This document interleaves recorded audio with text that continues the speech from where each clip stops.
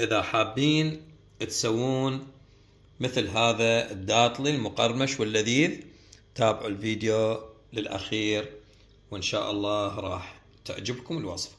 السلام عليكم ورحمة الله وبركاته، شلونكم أحبة المتابعين؟ إن شاء الله تكونون بخير يا رب. وصفتنا لهذا اليوم هو طريقة عمل الداطلي البامي عسل أو العرموط، كثير ناس مسميات كل محافظة يسمونها شكل. المهم أنه اليوم نسوي هاي الوصفة. مع عمل هذه الوصفة راح نعطيكم أسباب نجاحها وأسباب فشلها. كثير من الناس اشتكوا قالوا عندنا هذا الداطلي جاي بالزيت ينفجر أو ما يصير، يعني ما ينجح عندهم. المهم راح اليوم نعطيكم السر اللي راح إن شاء الله تتلافونه وبعد ما تخرب عندكم هاي الوصفة إن شاء الله. المكونات جدا بسيطة موجودة بكل بيت. كوب ونصف من الطحين الأبيض الصفر، كوب ونصف من الماء، زين، ملعقة طعام زيت، ملعقة طعام شيرة قطر، تمام. الوصفة بداية نضيف المي ونضيف الشيرة ونضيف الزيت. هذه نروح نخليها على النار، من تبلش تغلي راح نضيف عليها الطحين ونعجنها عجن جيد وبعدين نشكلها ونقليها بالزيت. خليكم متابعين ويانا الطريقة خطوة بخطوة. أحبتي خلينا المي والشيرة والزيت على النار، راح نتركها إلى أن تغلي، وبعد أن تغلي راح أراويكم إيش راح نسوي. هنا أحبة المتابعين بلشت تغلي عندي، جبتها من على النار، رشة ملح بسيطة، نضيف الطحين كله كوب ونص. طبعا لازم نشتغل بها على السريع. هنا ملعقة طعام خشب هذا الشكل، أحركها أعجن بالبداية بس ألابسها، وبعدين شوفوا شلون تشكلت عندي هاي العجينة اللي أنا أريدها.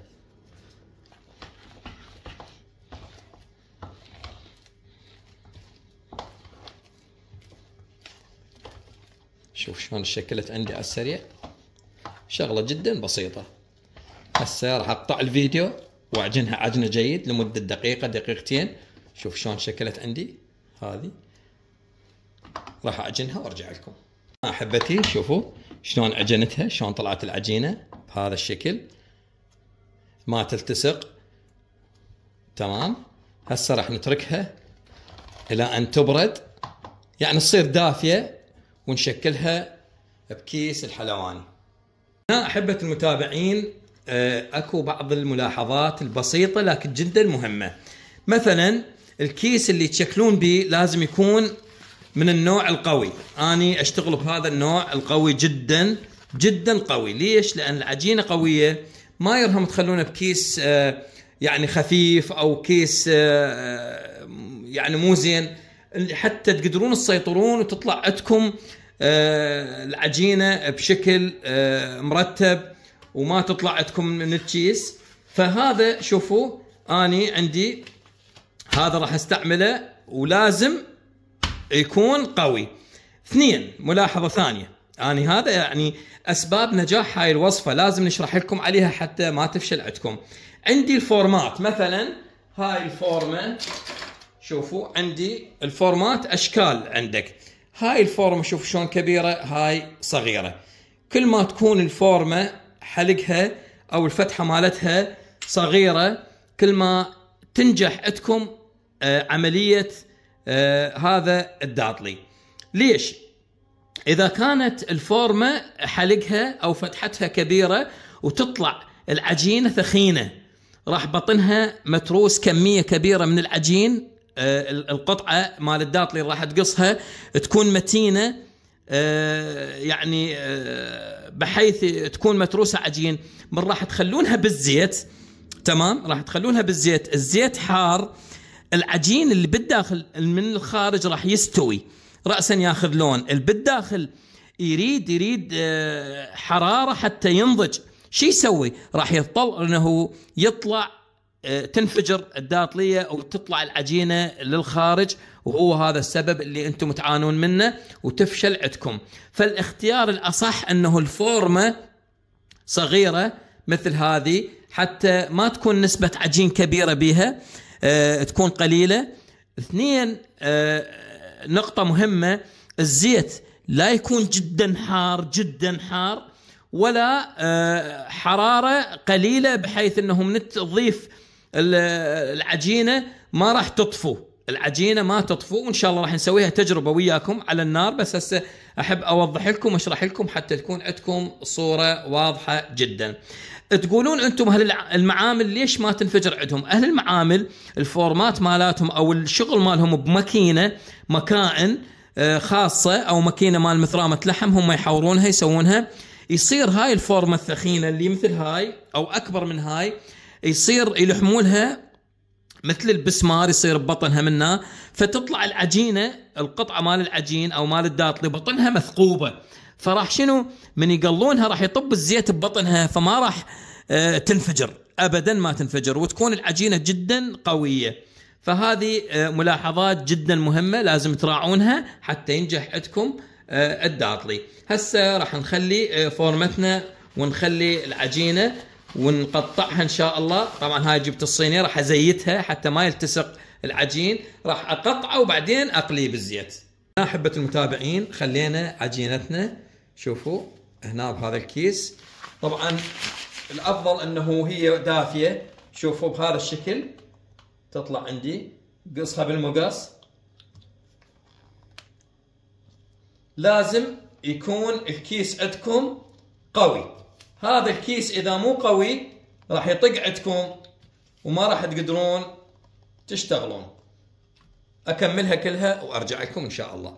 ورجعنا لكم احبه المتابعين بعد ان قطعنا، شوفوا بهذا الشكل. طبعا شويه اني حركته حتى ياخذ زيت وما تلتصق وحده بالثانيه. شوفوا ما شاء الله قطعناه بكل سهوله، وان شاء الله هسه راح نروح نقليه بالزيت.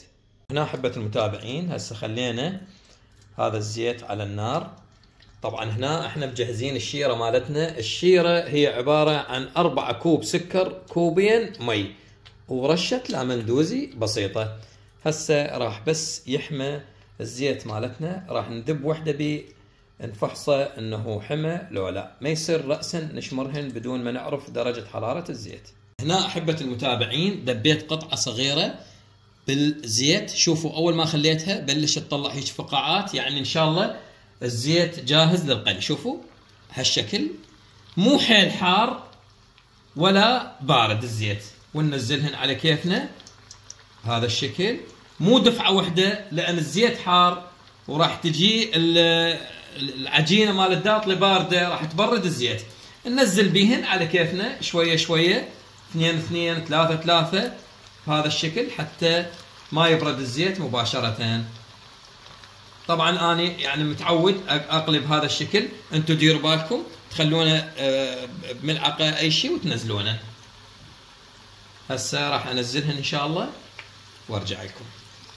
هنا احبه المتابعين خلينا نصف الكميه، خلوا مجال حتى تقدرون تحركونها، مو ترسون الطاوه شيء فوق شيء، حتى تقدرون تحركونها بهذا الشكل حتى تاخذ لون متساوي كل الداطلي.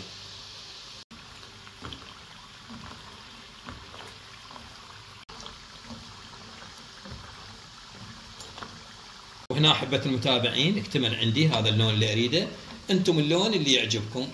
شوفوا هذا اللون كلش حلو، راح اخليه مباشره بالشيره، واخليه بالشيره 2 دقيقتين 3 حتى يتشرب